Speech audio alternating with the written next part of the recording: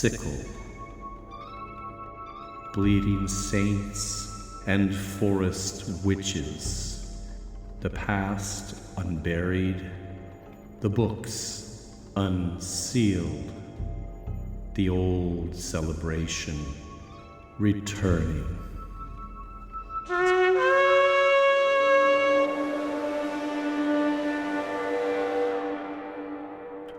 Hello and welcome to my study. Please come in and have a seat.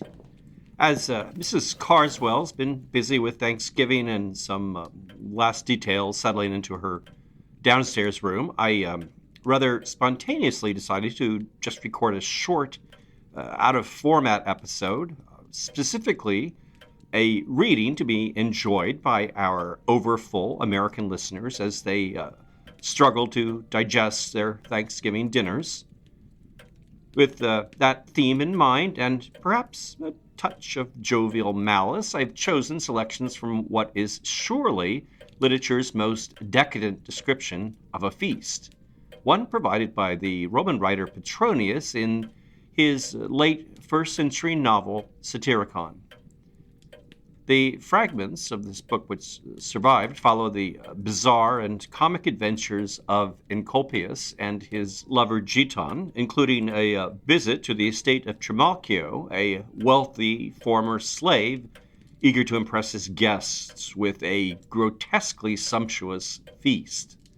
While his wealth is undeniable, Trimalchio is amusingly portrayed as vulgar, vain, selfish, and secretly disdained by many of his guests.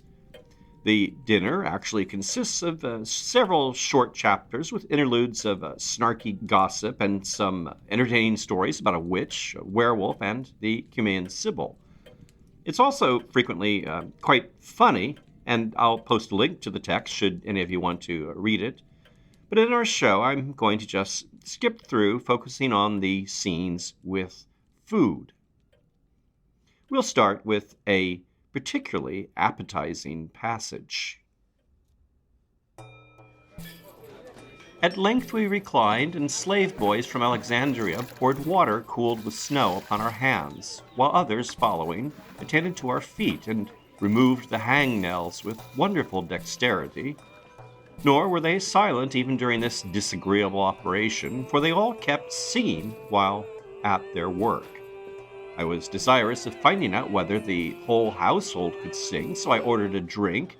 A boy near at hand instantly repeated my order in a sing-song voice, fully as shrill, and whichever one you accosted did the same.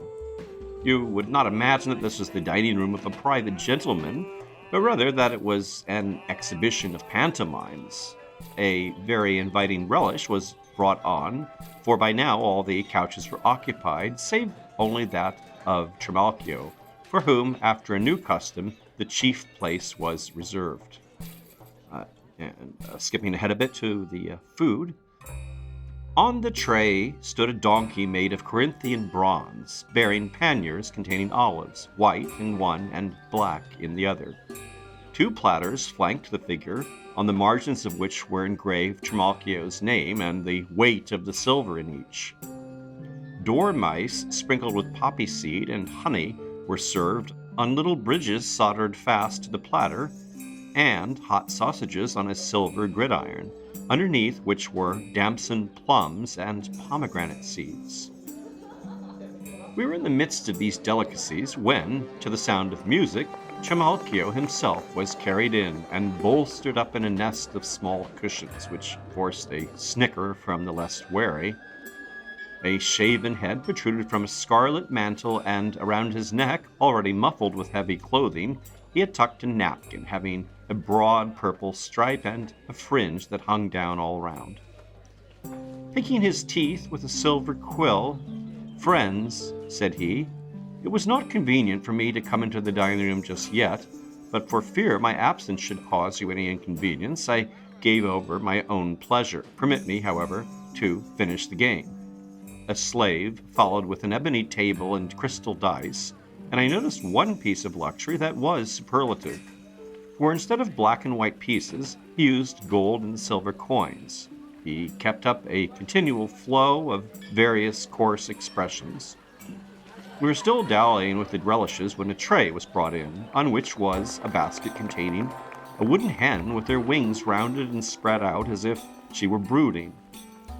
2 slaves instantly approached, and to the accompaniment of music commenced to feel around in the straw.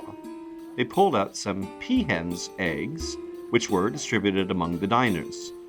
Turning his head, Trimalchio saw what was going on. "Friends," he remarked, "I ordered peahen's eggs set under the hen, but I'm afraid they're addled.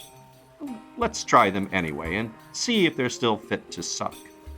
We picked up our spoons, each of which weighed no less than half a pound, and punctured the shells, which were made of flour and dough. And, as a matter of fact, I very nearly threw mine away, for it seemed that a chick had formed already.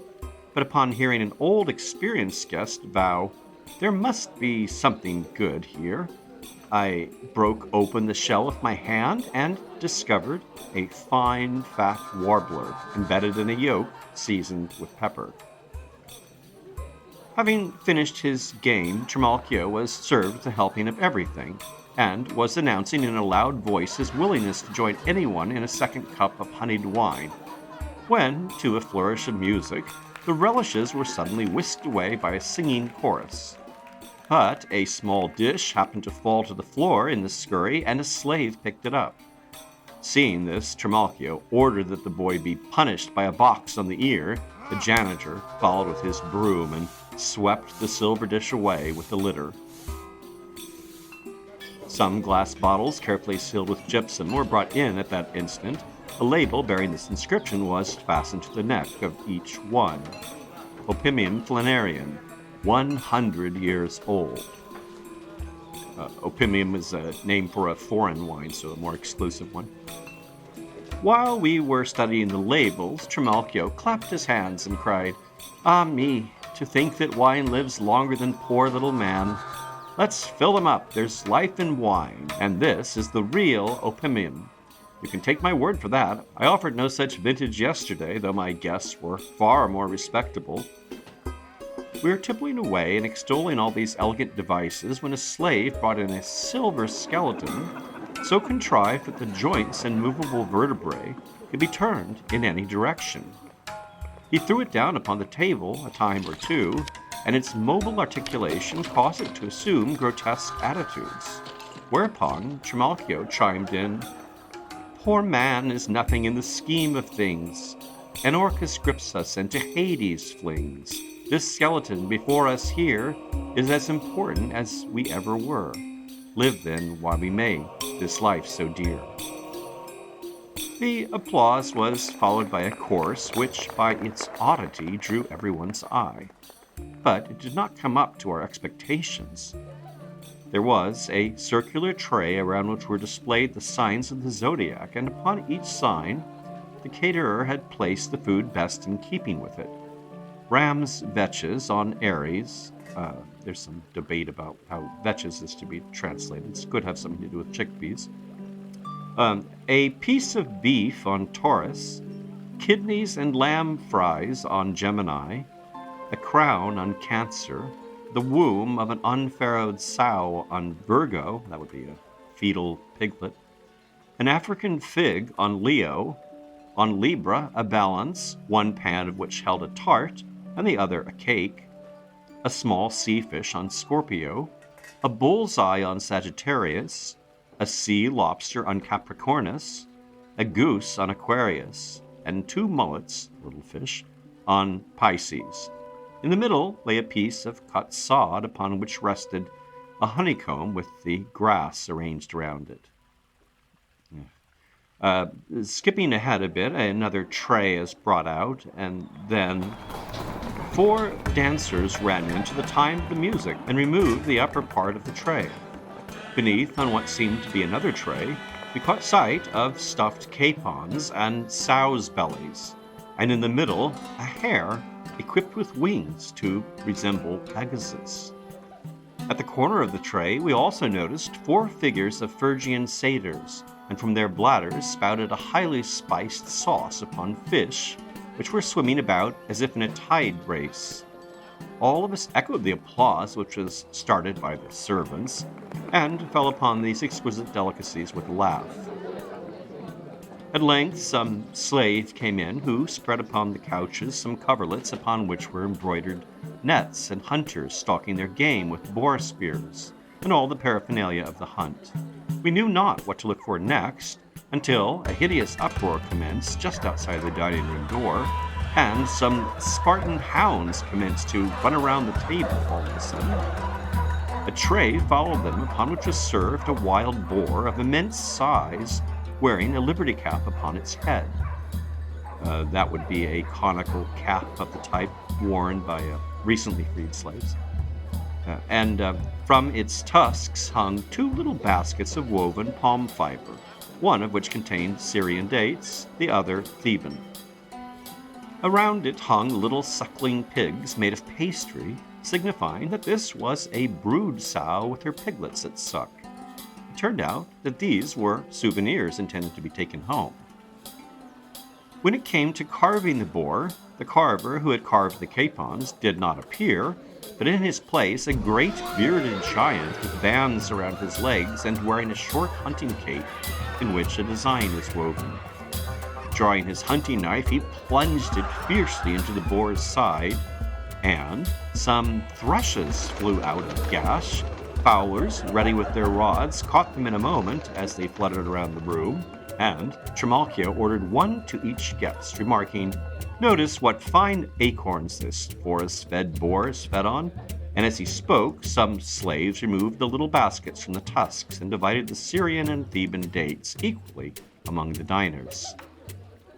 And skipping ahead again a little, after Trimalchio has excused himself from the feast, he returns with some appetizing comments.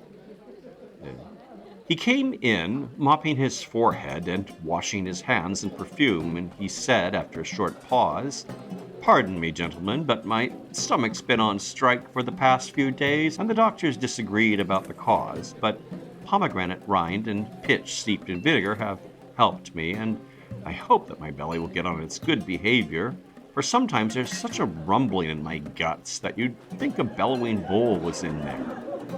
So, if anyone wants to do his business, there's no call to be bashful about it. None of us were born solid. I don't know any worse treatment than having to hold it in. It's the one thing Jupiter himself can't hold in." We thanked him for his kindness and consideration, and hid our laughter by drinking more and oftener. We had not realized that as yet we were only in the middle of the entertainment, with a hill still ahead, as the saying goes. The tables were cleared off to the beat of music, and 3 white hogs, muzzled and wearing bells, were brought into the dining room. The announcer informed us that one was a 2-year-old, another 3, and the third turned 6. I had an idea that some rope dancers had come in, and that the hogs would perform tricks just as they do with the crowds in the streets. But Trimalchio dispelled this illusion by asking, "Which one of you will be served for dinner? Any country cook can manage a dunghill cock, a Greek hash, or little things like that, but my cooks are well used to serving up calves boiled whole in their cauldrons." Before he had run out of wind, a tray upon which was an enormous hog was placed upon the table, almost filling it up. We began to wonder at the speed at which it had been prepared, and swore that no cock could have been served up in so short a time. Moreover, this hog seemed to us far bigger than the boar had been. Trimalchio scrutinized it closely, and, "What the hell?" he suddenly bawled out. "This hog hasn't even been gutted, has it? No, it hasn't, by Hercules, it hasn't. Call that cook. Call that cook in here immediately." When the crestfallen cook stood at the table and owned up that he had forgotten to bow him, he said, "So, you forgot, did you?" Trimalchio shouted. "You'd think he only left out the pepper and cumin, wouldn't you? Off with his clothing." The cook was stripped without delay and stood with hanging head between 2 torturers. We all began to make excuses for him at this, saying, "Little things like that are bound to happen once in a while. Let us prevail upon you to let him off. If he ever does such a thing again, not a one of us would have a word to say in his behalf."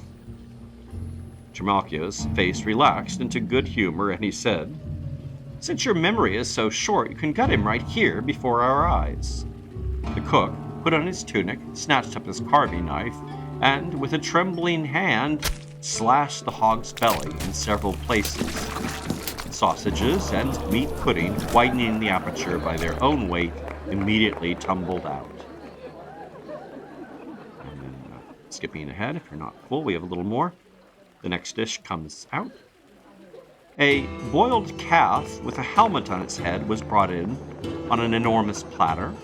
Ajax followed and rushed upon it with a drawn sword as if he were insane.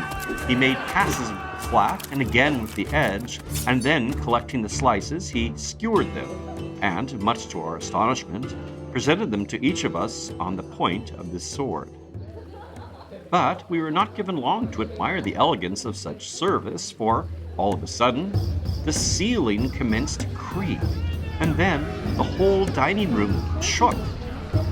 I leaped to my feet in consternation for fear some rope walker would fall down, and the rest of the company raised their faces, wondering as much as I what new prodigy was to be announced from on high. Then, lo and behold, the ceiling panels parted, and an enormous hoop, which appeared to have been knocked off a huge cask, was lowered from the dome above. Its perimeter was hung with jars of alabaster filled with perfume. We were asked to accept these articles as souvenirs. When my glance returned to the table, I noticed that a dish containing cakes had been placed upon it, and in the middle an image of Priapus made by the baker, and he held apples of all varieties and bunches of grapes against his breast in the conventional manner. We applied ourselves wholeheartedly to this dessert, and our joviality was suddenly revived by a fresh diversion, for, at the slightest pressure, all the cakes and fruits would squirt a saffron sauce upon us, and even spurted unpleasantly into our faces. Being convinced that these perfumed dainties had some religious significance, we arose in a body and shouted, "Hurrah for the Emperor, the father of his country!" The dainties that followed this display of affability were of such nature that, if any reliance is to be placed in my word, the very mention of them makes me sick at the stomach. Instead of thrushes, fattened chickens were served, one to each of us, and goose eggs with pastry caps on them, which same Trimalchio earnestly entreated us to eat, informing us that the chickens had all been boned. After a short interval, Trimalchio gave orders for the desserts to be served, whereupon the slaves took away all the tables and brought in others, sprinkled the floor with sawdust mixed with saffron and vermilion, and also with powdered mica, a thing I had never seen before.